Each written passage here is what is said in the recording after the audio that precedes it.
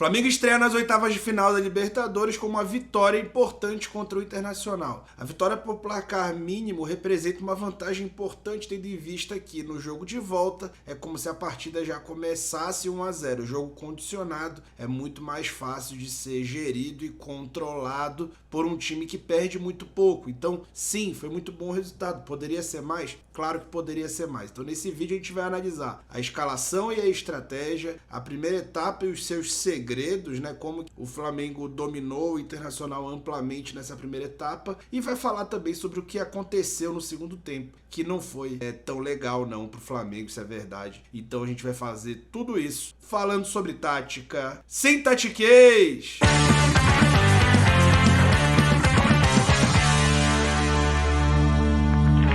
Vamos começar falando sobre a escalação, né? Muita gente criticou antes do jogo, depois que o gol do Bruno aconteceu, arrefeceu e depois voltou, porque hoje em dia parece que muita gente só quer ter razão, não quer compreender. O Bruno, como eu tinha falado ontem, né? Não seria a minha opção, né? Eu teria entrado com o Pedro, mas a mesma dinâmica didática que eu expliquei ontem serve para explicar a escalação do Bruno. E lá vem a explicação, né? Então vamos lá. A primeira e primordial função dos jogadores de frente quando o time não tem a bola, e veja bem, o momento que o time não tem a bola é o momento mais importante para uma equipe que deseja pressionar. Por quê? Porque o momento sem a bola determina o tamanho do ciclo que o teu adversário vai ter com bola. Se você quer pressionar, você quer que esse ciclo do teu adversário com bola se reduza. Então, isso vai te fazer ter mais a bola, e tendo mais a bola, matematicamente você tem mais chance de ter chance de gol ou de fazer gols. E se você recuperar essa bola, tiver ela sob controle, mais avançado no campo, mais próximo do gol e do objetivo você vai estar. Então isso é batalha territorial, vale para o futebol, vale para outros esportes, mas os esportes coletivos e são parecidos, todos regidos pela mesma teoria, que é a teoria dos jogos.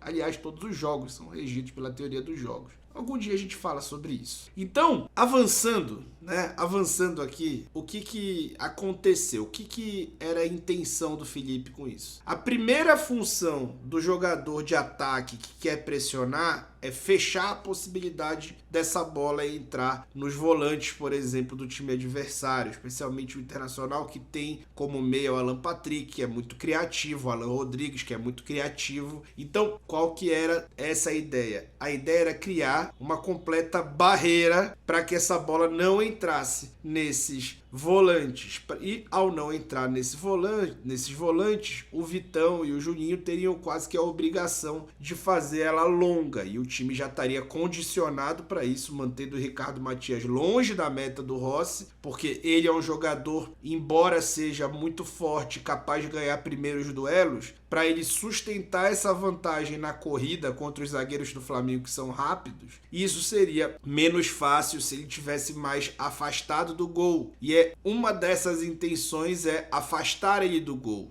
né? E aí, os dois Léos dominaram ele muito bem, mesmo quando ele caía para o lado de um ou caía para o lado de outro, eles foram muito bem. E aí, a luta era pela segunda bola, então ter um time preparado para vencer essa segunda bola, que teria o reforço ali do Alan Rodrigues e do Thiago Maia, e essa segunda bola disputada iria depois chegar, depois de vencida, no pé do Samuel Lino, do Bruno Henrique, do Luiz Araújo, do Gonçalo Plata, ou seja, o Flamengo se beneficiou disso. Isso foi uma das coisas que eu falei ontem que seria o plano. E esse plano deu muito certo desde o primeiro minuto. E eu vou te mostrar agora. Liberdade é tudo que o Felipe Luiz não queria dar para o Internacional, especialmente na saída de bola. Mas liberdade é aquilo que todos nós precisamos quando o assunto é o nosso futuro. E tá na hora de pensar nisso. E nesse cenário que a gente vive, você precisa de um Bitcoin na sua vida. Eu sei que muita gente tem curiosidade, alguns têm preconceito, não sabem por onde começar. Então, presta atenção. O MB é a maior plataforma de ativos digitais da América Latina. E tá como oportunidade para você dar um passo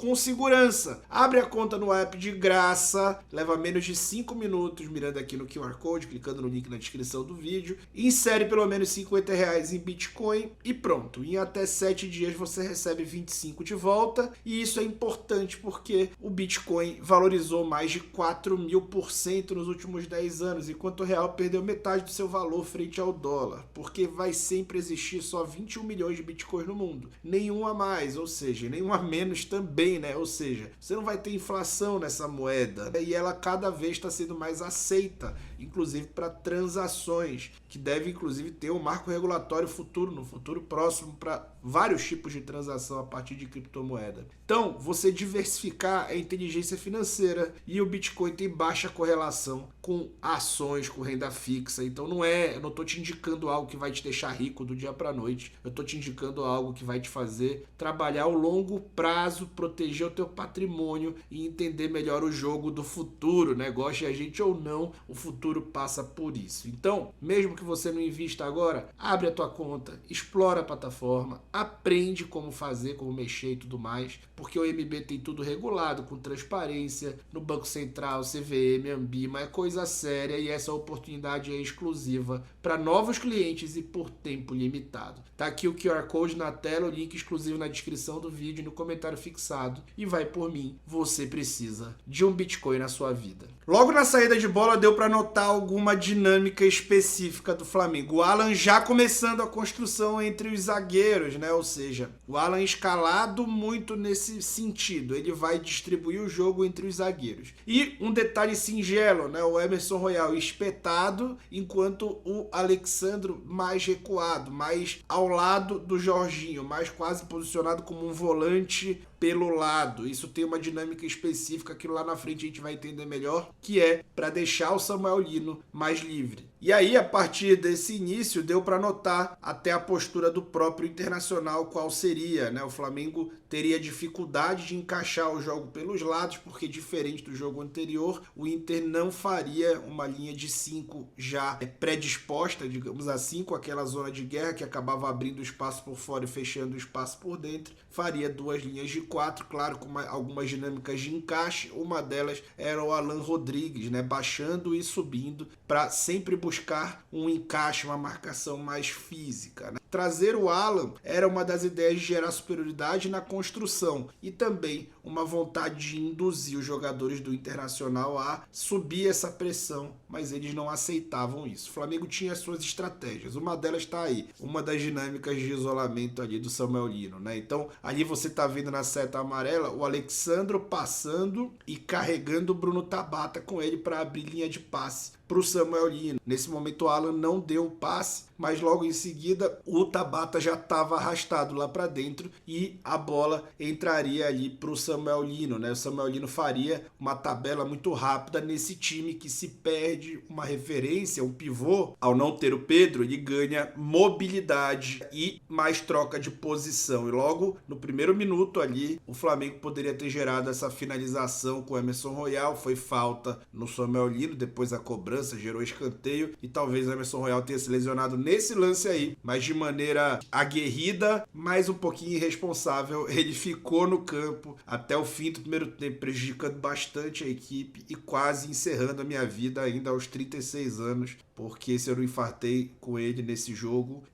vai demorar, viu? Vai demorar, vaso ruim não quebra.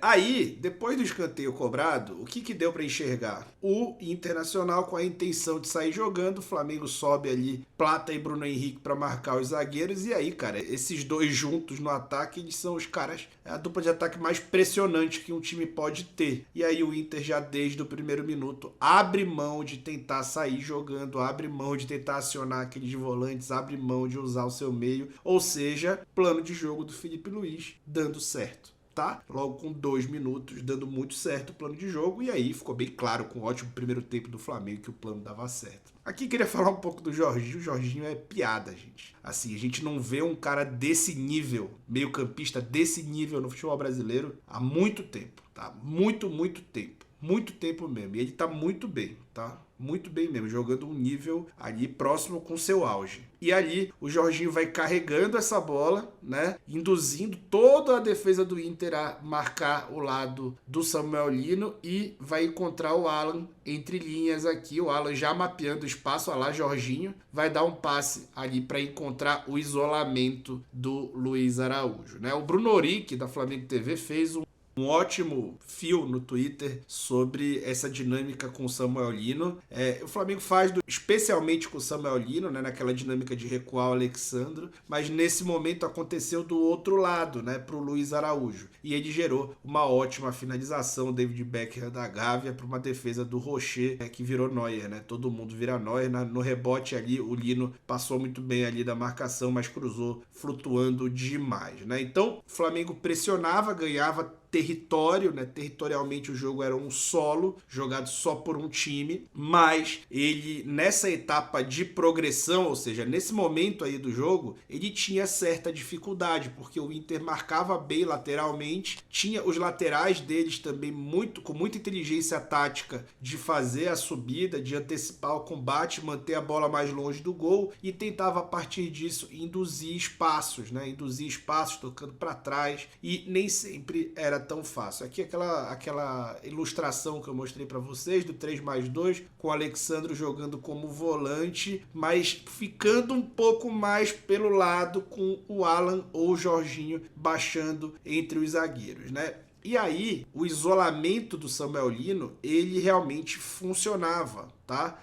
A coisa estava bem preparada taticamente. O Flamengo sobrecarregava muito claramente o lado direito para tentar isolar o Lino do lado oposto. O Lino tinha, assim, espaço, contexto para receber essa bola, só que a coisa não acontecia do lado direito, muito por conta da falta de entrosamento e a lesão ali do Emerson Royal, né? E aí, muitas vezes essa bola não conseguia chegar, ser invertida, ser cruzada, a segunda bola chegando. Contra o Mirassol, pode reparar, um percentual enorme das jogadas que o Lino recebeu em isolamento foram criadas do outro lado, rebote de cruzamento, inversão. É assim que você cria contexto para um ponta de aproveitamento de drible absurdo, como é o caso do Samuel Lino. Mas mesmo sem contexto, ele é um animal. Mesmo sem contexto, ele consegue vencer duelo. Aqui ele está muito cercado, tem 5 contra 2 do Internacional, ele entende que o espaço que ele tem é o espaço às costas. E ele é muito inteligente para jogar futebol, entendeu o espaço às costas, está pressionado por 3, vai induzir o passe por dentro, mas na verdade ninguém sabe se é destro, se é canhoto. Ele vai lá e vai levar a bola para o lado de fora, vai dar a profundidade para o Bruno Henrique, vai gerar escanteio. Sabe o que aconteceu depois desse escanteio? Pois é, para vocês verem a diferença que faz um ponta driblador que não perde bola. Foi o gol do Flamengo, né? O gol do Flamengo, mais uma jogada ensaiada,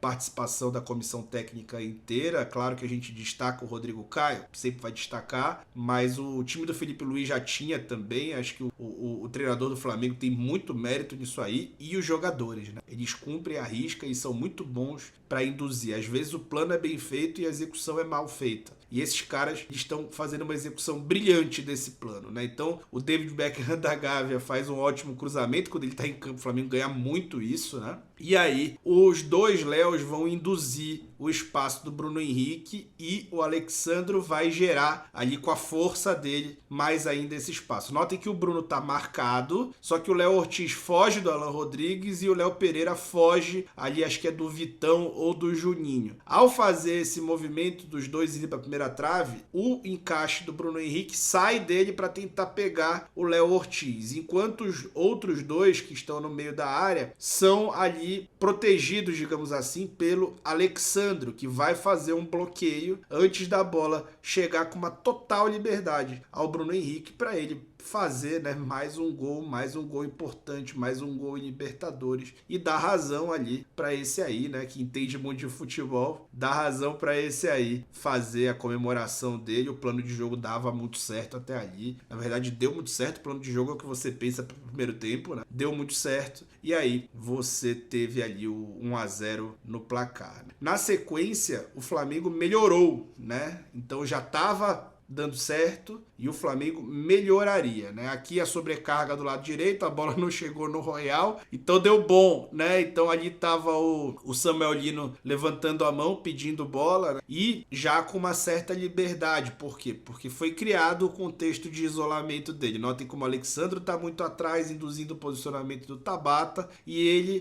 estando ali aberto o tempo inteiro, acaba estando distante naturalmente do Aguirre, que não aparece na imagem, mas balança junto com toda a defesa, possivelmente induzido pelo Bruno Henrique também naquela região. E aí o Léo Ortiz já viu e ele vai dar um passe rasante, dos mais bonitos que eu vi ele dar já no Flamengo. E olha que não são poucos, né? Os passes bonitos que ele dá. E notem como tava ali o Plata, induzindo o Aguirre e o Vitão a não ficar perto do Lino, né? E aí o Lino vai receber essa bola, vai passar como se não fosse nada ali do Aguirre. E aí tem 2 na frente da área para finalizar. Acho que o Lino deu o passe no jogador errado, não era no Plata, estava muito perto dele, a bola era no Luiz Araújo e acabou que o Flamengo desperdiçou uma chance claríssima de gol que não conta em scout, né? No SofaScore, por exemplo, não aparece essa chance claríssima de gol, né? No segundo tempo, o que mudou, afinal de contas? O que mudou no segundo tempo? Vou te contar, mas deixa o like aí no vídeo que dá muito trabalho fazer isso aqui, tá? Deixa o like no vídeo. Então, o que mudou? Primeira coisa, lembra que eu mostrei pra vocês que o Internacional não estava entrando nos gatilhos de pressão? O que é gatilho de pressão, né? Quando o time começa a tocar a bola pra trás, segurar a bola do zagueiro, porque ele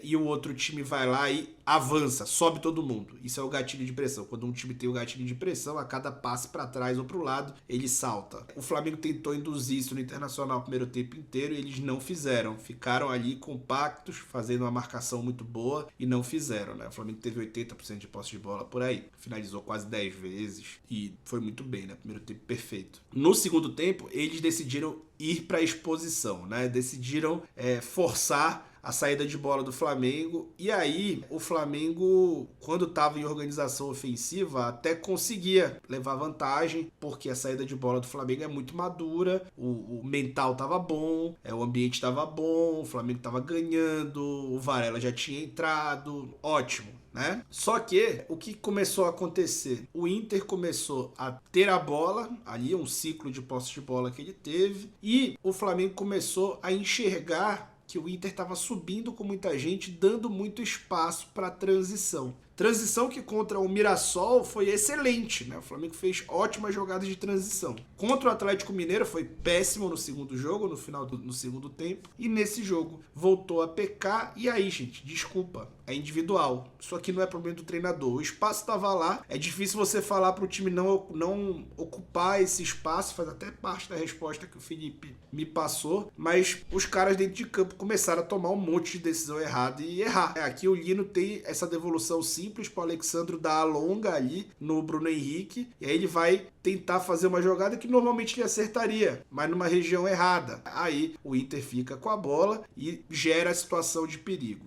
Depois, segunda bola, o Jorginho, falei dos 2 caras mais técnicos do time que estava em campo, né? Assim, de jogadores de frente, fora os zagueiros, né? Jorginho com a bola, ele vai tentar cadenciar o jogo, né? Ou fazer uma transição rápida, na verdade, fazer a transição rápida, desafogar com o Alexandro. Aí ele vai fazer isso aí. Vai dar uma inversão, que parece uma coisa simples, que ele sempre acerta, e errou a força, né? Em outro lance, a bola tá ali, o Internacional consegue progredir, o Flamengo rouba a bola e aí o Lino vai dar no Plata e o Plata vai errar o passe. Vai ser bloqueado ali, vai conseguir errar o passe. E aí o Internacional recupera a bola e consegue progredir. Em outro lance, o Flamengo tenta progredir e já fica. E aí o time já começa a dividir em 2, né? 4 de um lado, 6 do outro. E aí vira o Deus nos acuda, né? Vira o jogo de trocação. Parece que o Renato Gaúcho voltou e tudo mais, mas a culpa estava muito dentro de campo. E aí, bola no no Varela. O Varela erra o passe, joga no Gasparzinho, no amigo invisível do Canteiros. E aí, isso continua acontecendo e o time começa a errar tudo. Até que o meu Gonçalo Plata quase deixou de ser meu nesse lance, né? Ele pega essa bola de costa e ele dá uma enfiada de bola ali pro Wesley, né? E aí o Wesley consegue, né, dominar e o Flamengo correu um risco danado de dar uma chance para o adversário. Mas, em verdade, não deu chance nenhuma, né? O Inter, em momento algum, teve uma bola limpa para chutar no gol, tá? O Rossi fez uma defesa no jogo, fora as saídas de gol, e essa defesa foi encaixado, uma bola fraca, chutada com o pé ruim do adversário no meio, né? Agora, ofensivamente, eu acho que o time foi ali, por natureza de quem estava em campo, apostando demais na transição, o espaço estava lá, o Felipe deixou acontecer para ver onde é que isso ia dar. E aí eu acho que o time perdeu uma grande oportunidade. No momento que o Flamengo conseguia acalmar o jogo, deixar o jogo numa fase de estabilidade, né, como o Felipe diz, o Flamengo conseguia construir, e como ele já tinha as dinâmicas de indução ali de espaço acontecendo, em alguns momentos acontecia situações de mano a mano ali na frente, né, de bola longa, podendo chegar no mano a mano aqui, o Plata e o Bruno Henrique ter essa bola longa. Essa bola até deu certo, né? O Bruno finaliza, não muito bem, mas pelo menos consegue finalizar. Mas o contexto do jogo já pedia ao Pedro um pouco antes do que ele entrou. Assim como foi uma grata surpresa a entrada do Carrascal num jogo assim, ele sem ter conseguido estrear antes, e também foi muito bem. Na hora que os dois entraram, o time melhorou muito, né? Na verdade, desde a entrada anterior, né, das saídas do Plata ali e do Bruno, o time já foi melhorando, né? O Everton Araújo também melhorou o time, e o Flamengo teve uma chance claríssima de gol com o Luiz Araújo, que foi uma defesa do Rocher. Então, assim, o jogo, do jeito que foi jogado, podia ter tranquilamente acabado 3-0, mesmo com o segundo tempo como foi. Afinal de contas, no segundo tempo, o Flamengo perdeu uma chance incrível de gol, que foi construída pelo time já depois das trocas ali, com o Luiz Araújo, que ficou bem desgastado, parece que foi bem guardado para esse jogo e tudo mais. Então, o que a gente precisa lembrar? Libertadores, o importante é ganhar dentro de casa. No passado, o Flamengo foi eliminado, que perdeu dentro de casa nessa fase, e agora o contexto é completamente outro, num adversário, num estádio onde o time está acostumado a jogar e vencer, um time que tem sido muito difícil de ser batido, uma defesa que está muito bem montada, e o jogo já condicionado pode trazer um componente excelente para o Flamengo, que vai ali a cada minuto que o jogo passar mexer com o mental do adversário e de sua torcida. Então a notícia é ótima, a vitória foi excelente, o primeiro tempo foi perfeito, o segundo tempo trouxe problemas, que eu trouxe aqui para vocês